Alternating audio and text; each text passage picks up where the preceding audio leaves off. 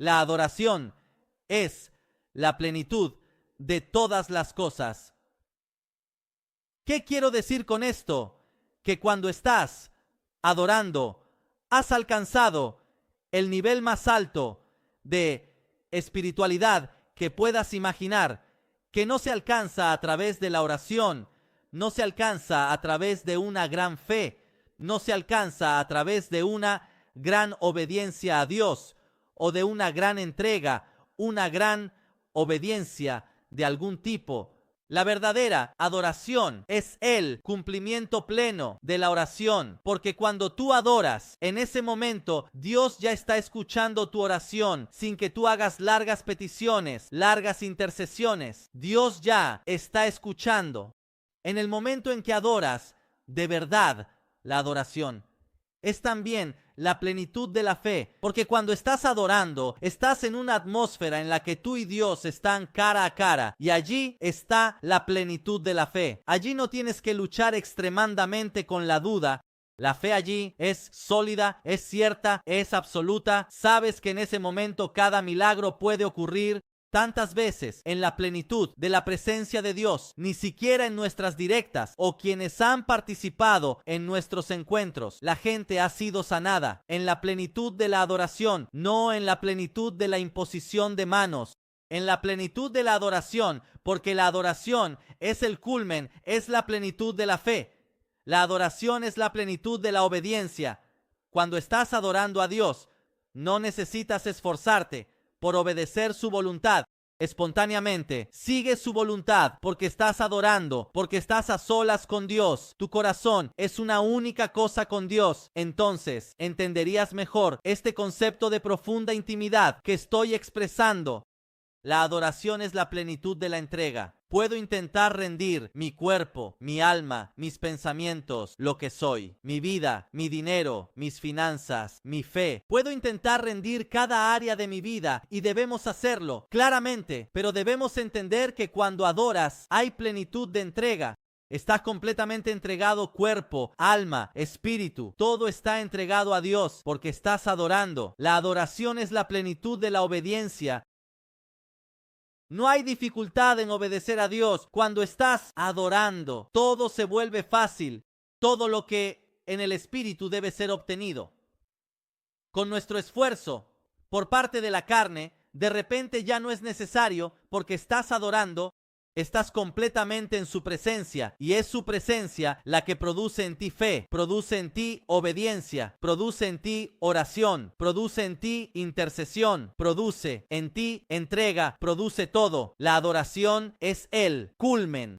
La adoración es el punto más elevado de espiritualidad que puedes alcanzar. De hecho, digo más, la adoración es el destino más importante que está en tu vida. El destino más importante que tienes no es ser un gran predicador, no es llevar 10,000 almas a Cristo. El destino más importante que tienes no es ni siquiera hacer milagros a través del Espíritu Santo, sino que el destino más grande que tienes, al punto de que continuarás cumpliéndolo incluso en el cielo, es la adoración. Hemos sido creados para adorar a Dios.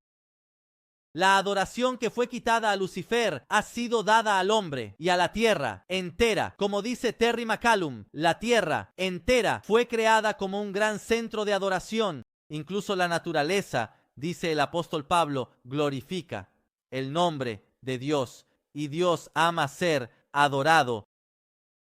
Y así, ahora llegamos a nuestro personaje del que hablaremos esta noche. Hablaremos del maravilloso rey David, a quien amo muchísimo. ¿Por qué quiero hablarte de David? Bueno, en primer lugar, David fue nombrado por Dios como un hombre según su corazón. La Biblia dice que David era un hombre según el corazón de Dios. Otras traducciones en español dicen, por ejemplo, un hombre conforme al corazón de Dios. Y esta es una frase extraordinaria. ¿Cuánto sería hermoso si Dios dijera un día de mí: Francisco es un hombre conforme a mi corazón? ¡Wow! No hay quizás una frase mejor, ¿no? Hay una palabra que se podría apreciar mejor de Dios, ¿verdad? ¿O me equivoco? ¿Concordáis conmigo? Es un hombre según mi corazón, David. Pero quiero decirle más. Y quiero examinar esta frase que David era un hombre conforme al corazón de Dios. Iremos al hebreo. Veremos cómo la traducción hebrea expresa esta frase, pero antes de eso, a ti que estás mirando en este momento, quiero hacerte una pregunta. Interactuemos un poco esta noche. No es una enseñanza clásica, punto 1, 2, 3. Hablemos de la adoración y quiero interactuar un poco. Quiero que me escribas aquí en los comentarios la razón por la cual, según tú, David era un hombre conforme al corazón de Dios. Su Instagram y su YouTube, escríbanme en los comentarios por qué David era un hombre según el corazón de Dios. ¿Por qué motivo? Mientras tanto, fijo el teléfono para que también vea lo que me escriben. ¿Por qué David era un hombre conforme al corazón de Dios? Les doy la palabra a ustedes.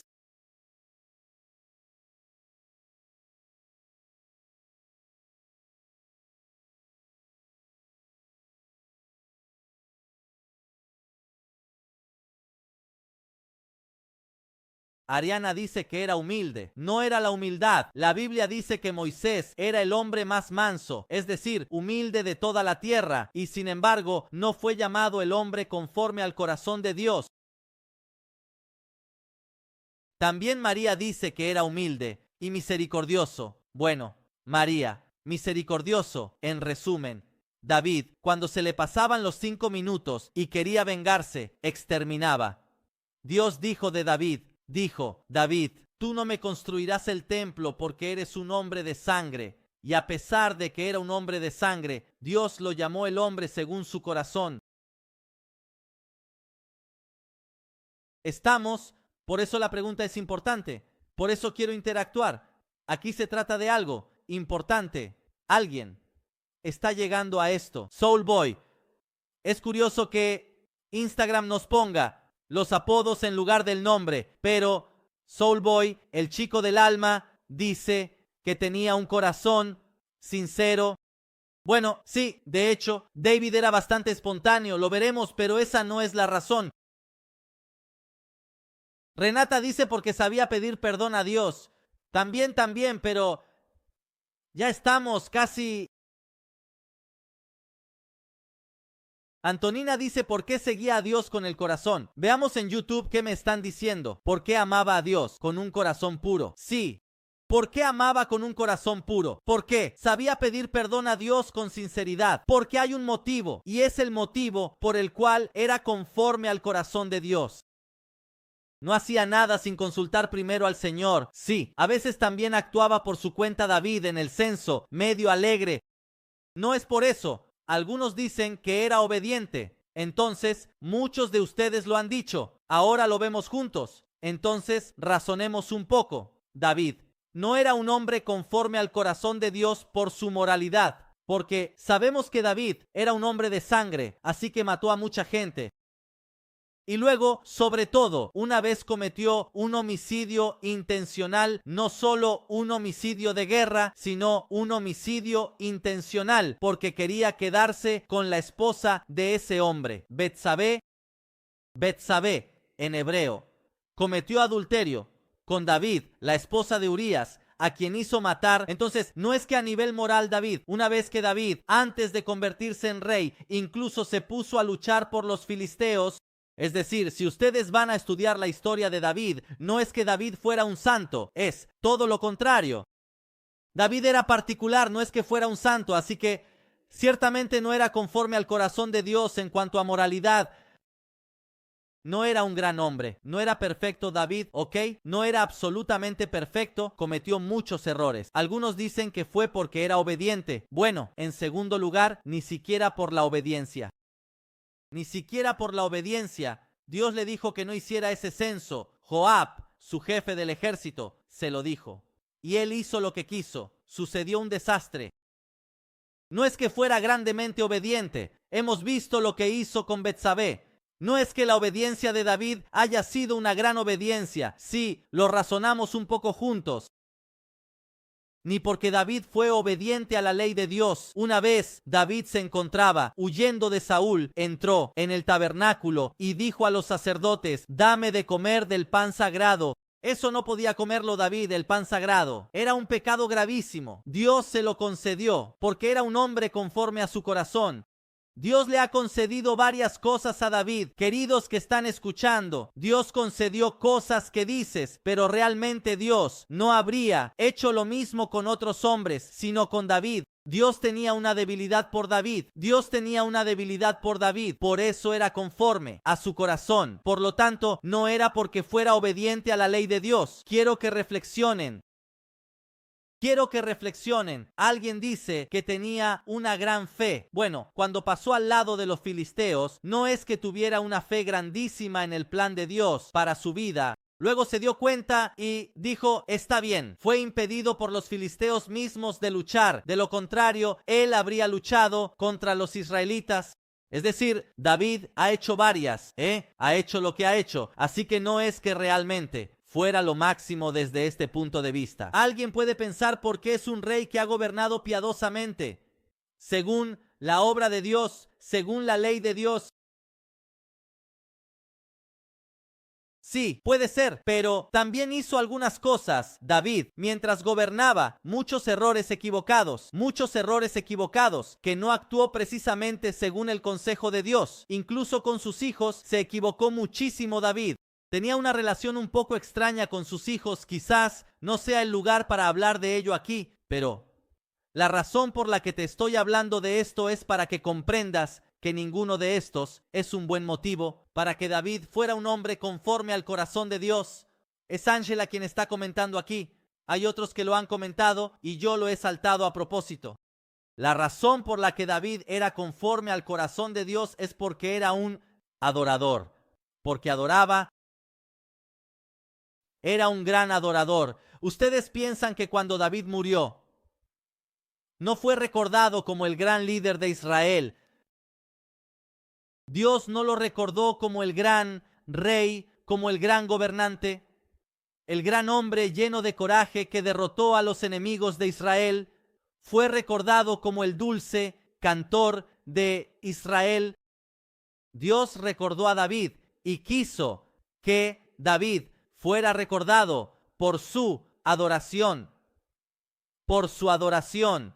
Entonces, ven cómo la adoración mueve el corazón de Dios.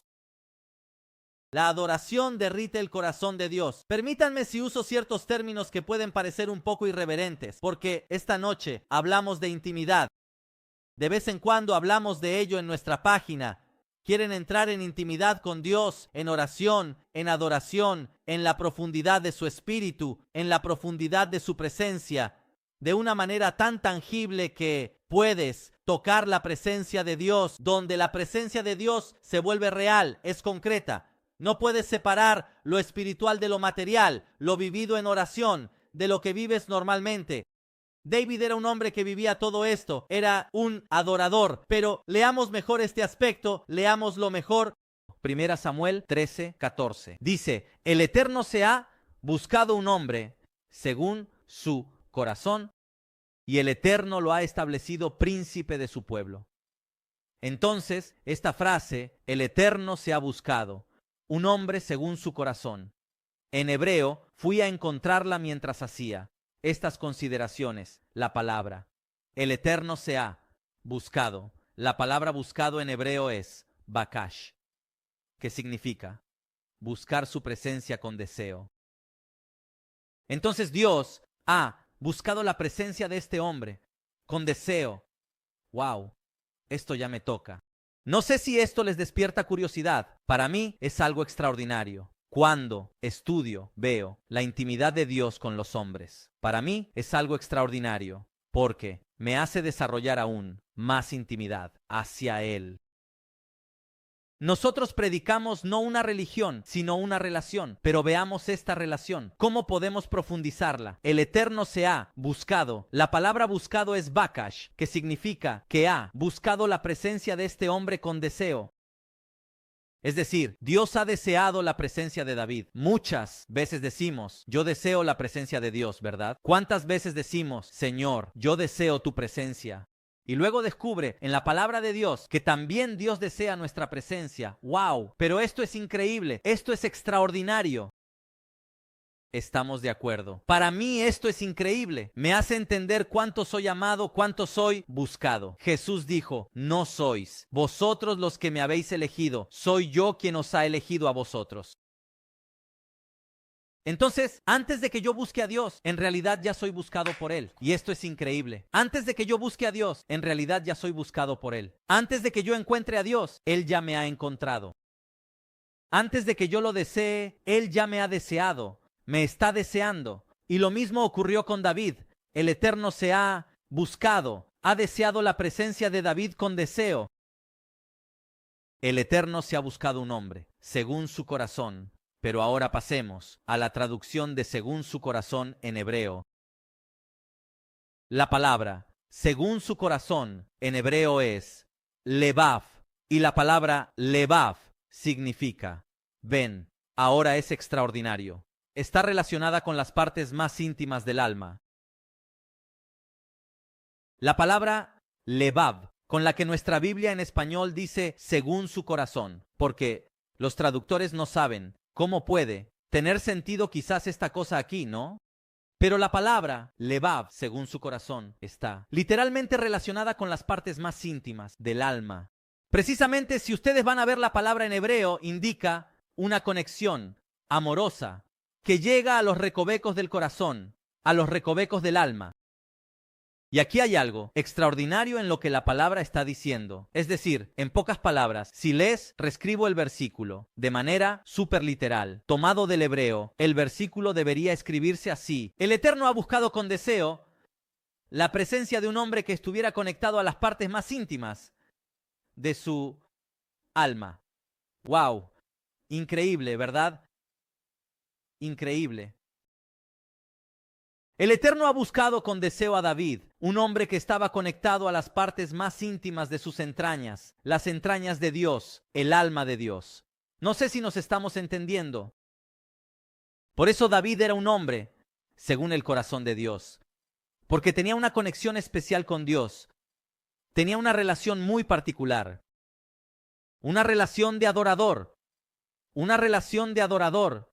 Ven, cuando Dios dijo esta frase, se la dijo a Samuel, al profeta de Dios, cuando David aún era desconocido.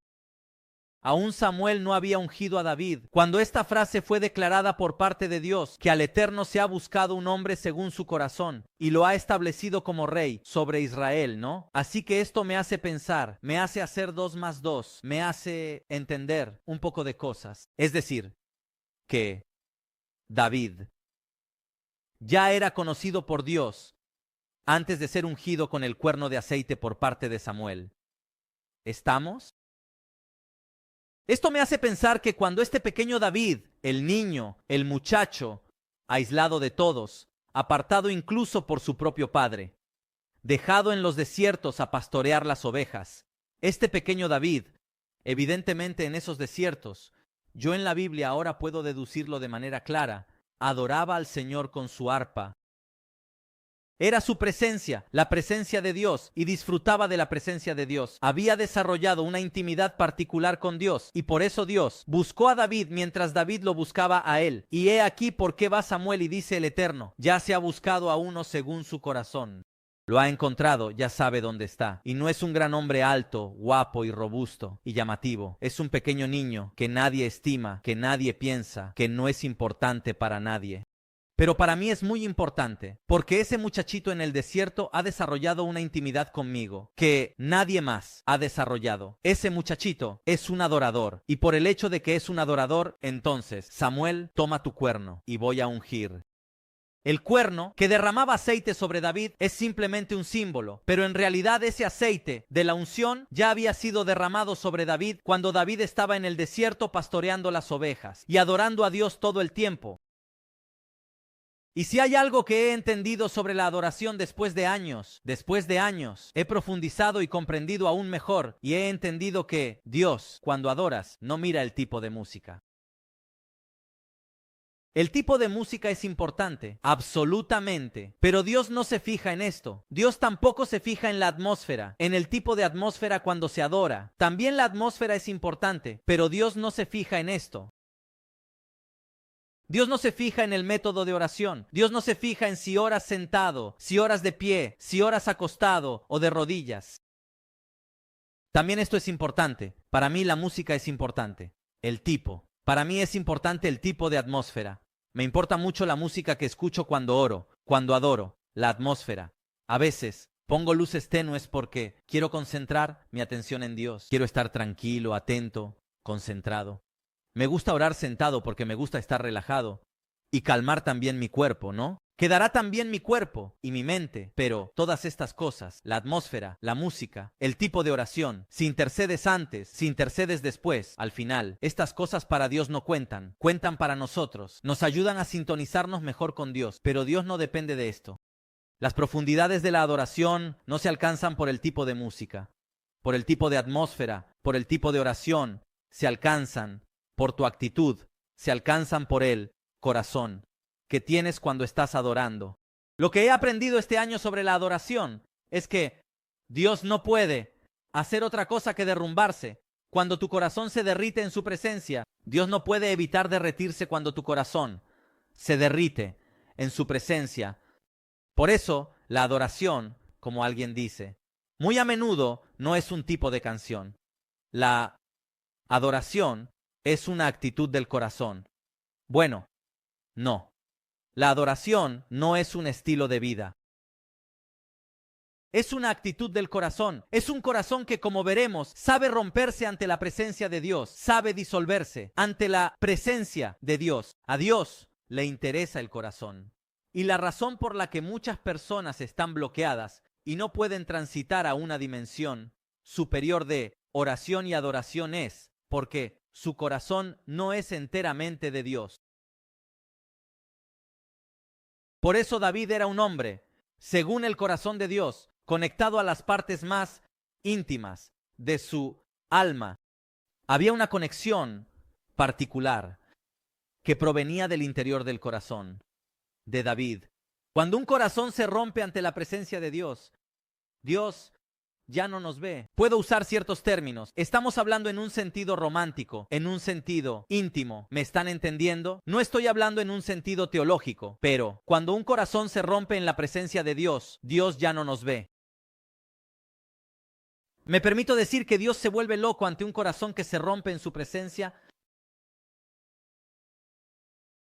Deuteronomio 4:29. La palabra dice: pero desde allí buscarás al Eterno tu Dios, y lo hallarás, si lo buscas con todo tu corazón y con toda tu alma. Me buscaréis, dice el corazón en Jeremías el Señor, y me encontraréis cuando me busquéis con todo vuestro corazón. Comenta aquí en Instagram, en YouTube: yo busco al Eterno, busco a Dios con todo mi corazón. Hoy tenemos una generación que está muy contenta por un lado, porque veo que la página se está ejecutando. Muchos jóvenes, muchas personas. Hoy, disculpen, este año hemos tenido una inmersión muy participativa. No me lo esperaba. Tantas personas que han venido porque querían más de la presencia de Dios. Esto me ha sorprendido.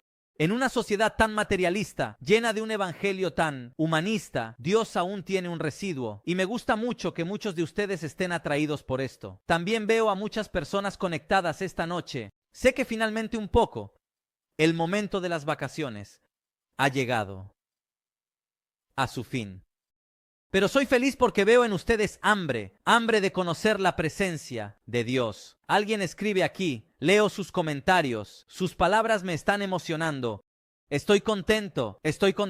Debemos entender esto. Dios está buscando un corazón que se derrita en su presencia. No está buscando grandes esfuerzos, grandes logros, grandes exhibiciones de nuestra parte. Dios se impresiona solo por tu corazón.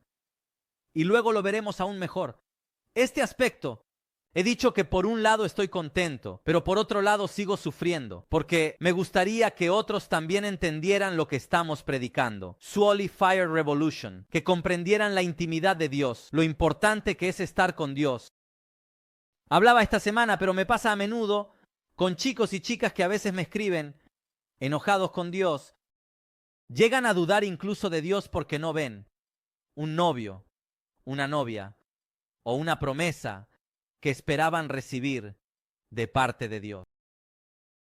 Y yo me quedo y digo, pero estás buscando a Dios o estás buscando su bendición. ¿Cuándo dejas de buscar la mano de Dios y comienzas a buscar su rostro y su presencia? Por lo tanto, tenemos una generación que aún tiene que entender este aspecto, pero confío en Dios, que el Señor antes de que regrese levantará una generación de verdaderos adoradores. Hasta ahora hemos tenido alabadores, gente que aplaude, gente que hace mucho ruido, que celebra a Dios por sus milagros, pero pocas personas que lo adoran, que buscan solamente su presencia y están a los pies de Dios, como Jesús, como María estaba a los pies de Jesús.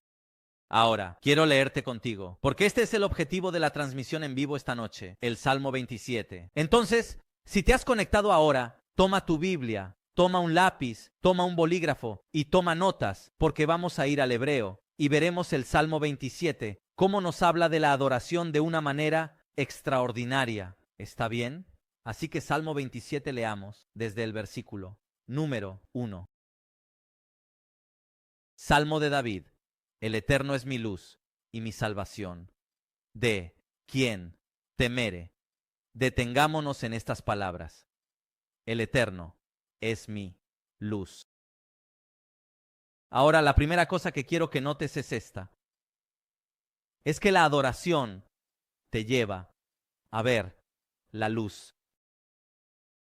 Ves, necesitas luz para comprender el mundo que te rodea. Yo, si ahora apago las luces que me están deslumbrando, los ojos me arden de muerte. No sé por qué, cuando hago las transmisiones en vivo, tengo los ojos así. Si me ves con los ojos entrecerrados es porque soy muy sensible a la luz. Desafortunadamente tengo este defecto. Cuando salgo, siempre tengo que ponerme gafas de sol porque, de lo contrario, los ojos. Pero si apago las luces aquí, a mi alrededor, empiezo a tener problemas. Ya no entiendo dónde está el micrófono. El ratón aquí para poner los versículos se convierte en un problema porque la luz me permite discernir el mundo que me rodea. La luz me permite ver el mundo que me rodea.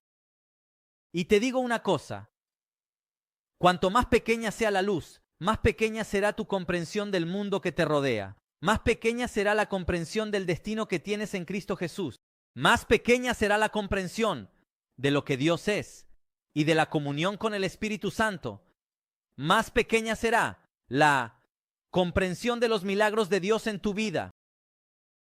Y por lo tanto, para hacer brillar la intensa luz de la gloria de Dios en tu vida, aquella que te permite ver bien, necesitas ser un adorador. Solo los adoradores ven la luz de Dios aclarar su vida. Muchas veces en nuestra vida no tenemos claridad. Nos falta claridad. No conocemos la voluntad de Dios. Señor, ¿qué debo hacer? ¿A dónde debo ir? ¿Por qué no me hablas? Te estoy pidiendo una cosa y no me respondes. Si acaso adoras, en un instante podrías escuchar la voz de Dios. Porque la adoración es la culminación de cualquier práctica espiritual. Es el destino más glorioso que puedas tener en el espíritu, como he dicho antes. No sé si me estás entendiendo. Es algo muy particular, extraordinario. Entonces, cuando entrabas en el tabernáculo, piensa en esto. El tabernáculo es un poco un proceso de adoración, ¿no? El patio, el lugar santo y el lugar santísimo. Cuando te acercabas a la presencia de Dios, la luz externa del sol desaparecía. Entrabas en el tabernáculo y la única luz que había allí era la luz del candelabro. Aquí es cuando adoras. El Espíritu Santo comienza a hacer luz en tu vida. Muchas personas nos testifican sobre los testimonios bellísimos que nos llegan y nos cuentan que cuando comienzan a adorar a Dios y a poner en práctica nuestros consejos sobre cómo entrar en la intimidad con Dios en oración, nos relatan que de repente ven su vida delante de ellos y dicen, me doy cuenta en la gloria de Dios que cometo estos errores, que estas cosas deben ser corregidas. Y el Señor a veces me muestra fortalezas, pensamientos, cosas que tengo dentro y de las que ni siquiera soy consciente. Pero cuando adoro, salen a la luz. Y es algo extraordinario. Ayer en la iglesia se llevaba a cabo el estudio. Estaba haciendo el estudio sobre las fortalezas y veía a varias personas que lloraban. Lloraban porque esa palabra iluminaba aspectos de la vida de esas personas. que ni siquiera ellos sabían que tenían. Por lo tanto, donde hay intimidad con Dios, llega la luz del Espíritu Santo. 2 Corintios 4:6 dice: así que cuando estás contemplando la gloria de Dios, su luz brilla en las tinieblas, y es la misma que ha hecho resplandecer su esplendor en nuestros corazones para iluminarnos con el conocimiento de la gloria de Dios que resplandece en el rostro de Jesucristo.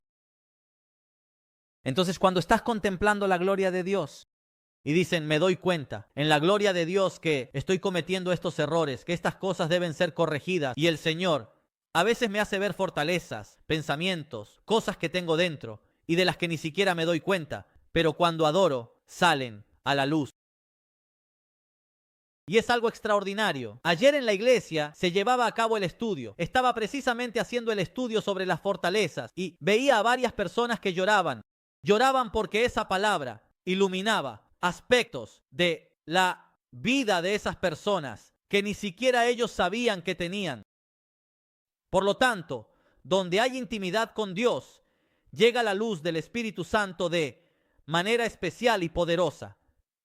2 Corintios 4:6 dice: así que cuando estás contemplando la gloria de Dios, su luz brilla en tu corazón de manera clara, trae claridad.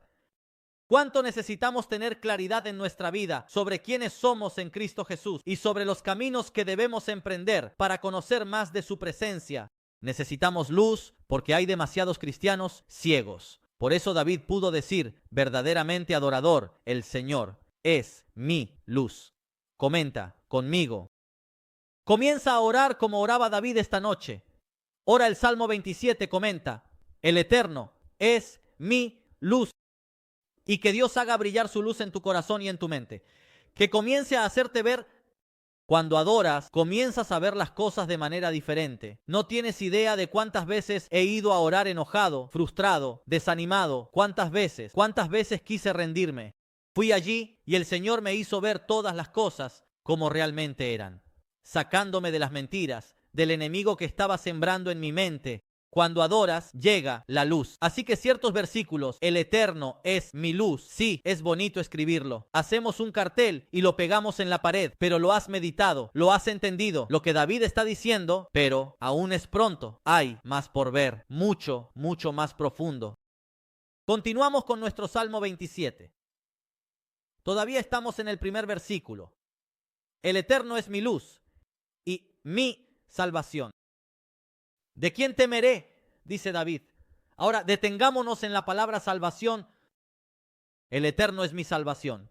Bueno, esta palabra salvación no hace justicia al verdadero término con el que esta palabra se expresa en hebreo. Porque la palabra salvación aquí es en hebreo la palabra yesha. Y la palabra yesha significa bienestar, satisfacción y cumplimiento. Bienestar, estoy bien así. Satisfacción, estoy satisfecho. Y satisfacción, no necesito nada más. Esta es la palabra yesha, que también se puede traducir como salvación.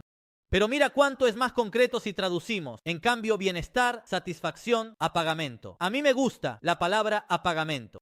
Yo leería de esta manera: el Eterno es mi luz y mi satisfacción. ¿De quién temeré? Wow, esto es extraordinario.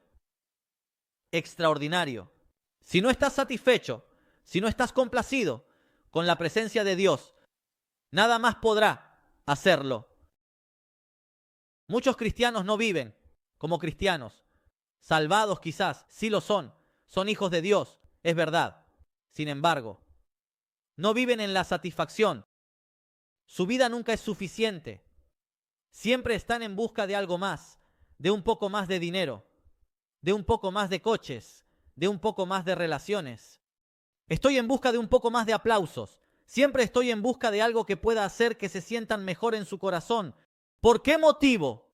Porque no están plenamente satisfechos en la presencia del Señor. Y tantas veces lo predicamos al mundo y decimos que en el corazón del hombre hay un vacío que tiene forma de Dios y solo Dios lo puede llenar. Pero tantas veces debemos predicárselo también a nosotros mismos y recordarlo un poco, que ese vacío solo lo puede llenar Dios. ¿Por qué hay tantos cristianos insatisfechos que se enojan con Dios. Señor, no me has dado lo que quería. Pero me pregunto, ¿realmente es necesario que Dios te dé lo que quieres? A mí me basta su presencia. A David le bastaba la presencia de Dios. Por eso puede decir, el Eterno es mi luz y mi satisfacción. Hablaba con una persona estos días, enojada con Dios. Y me gusta hacer una cosa, cuando una persona me escribe, siempre lo hago. Cuando una persona nos escribe y me toca responder a mí, a veces, respondo a nuestra secretaría porque los mensajes son muchos. Así que si a veces no les respondo yo, es porque realmente me es imposible. Pero a veces sucede que tengo la posibilidad y respondo. A veces hay personas, como ha sucedido esta semana, que hacen preguntas, ¿ok? Hacen preguntas y siempre me gusta hacer notar a estas personas que en realidad la respuesta que están buscando ya está en su pregunta. Es decir, mientras ellos te hacen la pregunta, en esa pregunta también está la respuesta. Y siempre se lo hago notar. Esta persona decía, no estaba enojada, no entiendo a Dios, me ha prometido esto, no me ha dado esto, estoy desanimada, estoy enojada, quiero abandonar todo. Yo me quedé porque la conozco desde hace bastante tiempo esta persona y digo, pero tú ¿qué relación has establecido con Dios hasta ahora?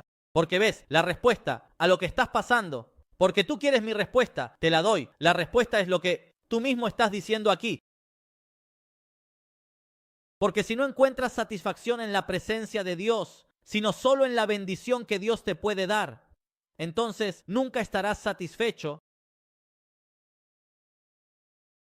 Tu problema es que no estás satisfecho, decía, con la presencia de Dios y siempre buscas algo más.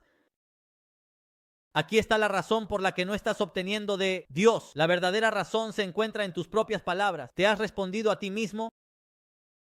Porque si no estás satisfecho en la presencia de Dios, no podrás estar satisfecho con nada más. Y a veces también se lo sugiero a los chicos que quieren salir con alguien, entrar en una relación. Muchas veces Dios te hace esperar antes de que te comprometas. Por una razón muy específica, porque sabe que si Dios te hace enamorar en ese momento, te aferras tanto a esa persona, que luego esa persona te decepcionará y te quedará muy mal, porque un hombre y una mujer que decepcionan, poco se puede hacer, porque no puedes estar satisfecho en un hombre, en una mujer, en una relación, en el dinero, en la carrera o en una satisfacción personal. Solo puedes estar satisfecho en Dios, y cuando estás satisfecho en Dios y solo en Dios, las bendiciones del Señor siguen en tu vida. Esta es la actitud de un adorador. Señor, tú me invades, tú eres mi luz y eres mi satisfacción. ¿De quién tendré miedo?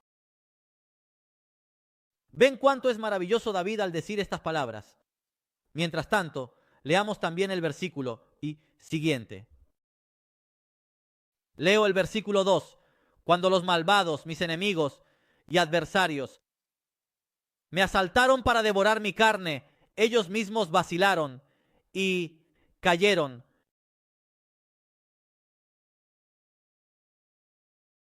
Y es el versículo número 1 que no he leído, he saltado, pero lo leemos juntos porque cometí un error. Así que leamos juntos el versículo en sí. El primero que ven, el versículo 1. El Eterno es la fortaleza de mi vida. ¿De quién tendré miedo? Ahora, la palabra fortaleza también aquí, en hebreo, tiene una traducción extraordinaria. En hebreo es la palabra maos.